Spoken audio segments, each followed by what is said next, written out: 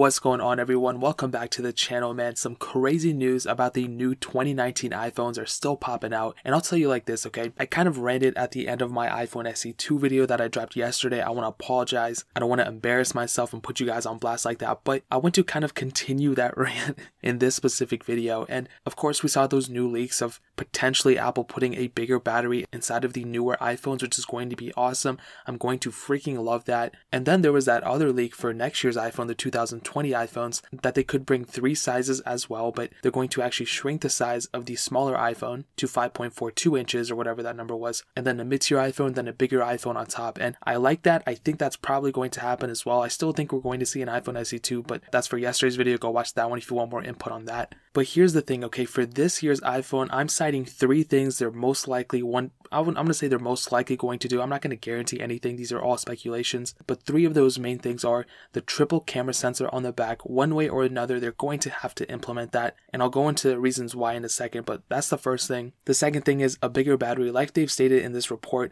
they're most likely going to have to increase it. They really have no other choice. And I'll explain to that in a second as well. And then the last thing is reverse wireless charging. Samsung already has them beat in this. And I think that would be a really, really cool thing. And, you know, I could say like 3 screens on it and such, like so many crazy things. They're most likely not going to go too extreme with it, but if they can implement those 3 features on this iPhone, that's good enough for a lot of people to want to upgrade, even if they currently own like an 8 Plus or a 10, or even in some cases maybe even like a 10s or 10s Max. That wireless charging, reverse wireless charging aspect of it will be insane. Now, this newer leak of the bigger battery, I didn't really think about it until they stated it in this thing, so that's a pretty new update right there. But let me explain to you why Apple will have to make these iPhones different than the previous one. So going from the iPhone 10 to the 10s, visually there's really not that much difference, and that's why Apple stopped selling the iPhone 10, because if they still sold the iPhone 10, more people would buy the iPhone 10 over the 10s because it was cheaper, because they would have to drop the price on it. But here's the thing, like I said in yesterday's video, with the iPhone 10s and 10s Max, only previous generation of iPhone that they sell underneath that one is the iPhone 8 and 8 Plus, and by September of this year, that iPhone will be 2 years old. So in my opinion, Apple's still somehow going to sell the iPhone 10s and the 10s Max, quite possibly the iPhone 10R as well, and they're going to have to figure out how to do that in their lineup. And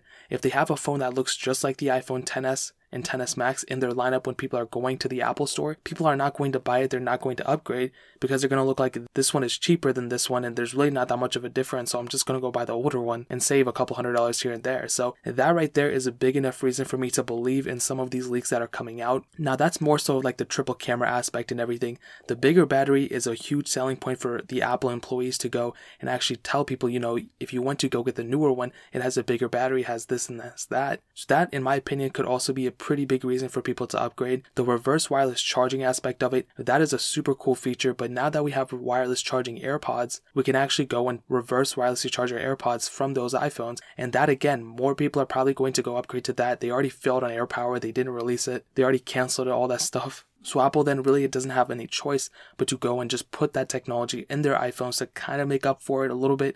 Not really, because it's a whole different product, but you kind of know what I'm saying, you know. And if that iPhone does have reverse wireless charging, they actually can upsell them into wireless charging AirPods from that case as well. So combining everything, I think those 3 main things are pretty much what we're going to see on those new iPhones. I think the size is pretty much going to stay the same, the screen sizes. It could get a little bit thicker here and there. Some people are reporting like a 25% increase in battery. I don't know about that, but even if it goes up a little bit, just seeing that trend of battery sizes going up will just mean the world to me. You guys already know I talk so much about battery size. I like battery life. I think battery life is obviously the most important thing, but I think a lot of that is attributed to the battery size. And if we don't have a solid battery size to begin with, then the battery life is just going to be dependent on the software, and that is just too big of a variable to depend on. So those 3 main things, the triple camera sensor on the back, which we've already kind of knew, reverse wireless charging, which is definitely a must. If they want to make more money, that's something they will have to do, and a bigger battery size. Those are the 3 things. If they can pull those 3 things off, I think it will give enough data to the Apple employees to go and upsell the customers that are walking into the Apple stores, even online, to go and upsell them and make them upgrade. So